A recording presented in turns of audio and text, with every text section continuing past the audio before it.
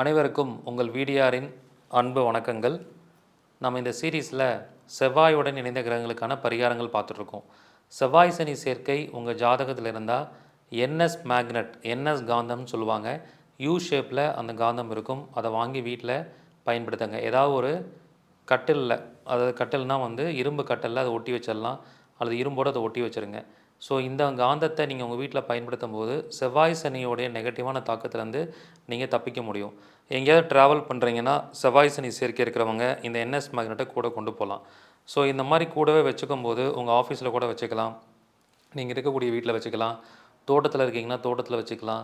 So இப்படி எந்தெந்த இடங்களில் வைக்கிறீங்களோ அங்கே செவ்வாய் சனியோட நெகட்டிவான தாக்கம் குறைந்து உங்களுக்கு நல்ல பலன்கள் ஏற்படும். அப்போ செவ்வாயோடு இணைந்த கிரகங்கள் எப்படிப்பட்ட பலன்களை கொடுக்கும், அதுக்கான பரிகாரங்கள் என்னங்கிறத பற்றி ஒரு டீட்டெயில் வகுப்பு எடுக்க போகிறேன்.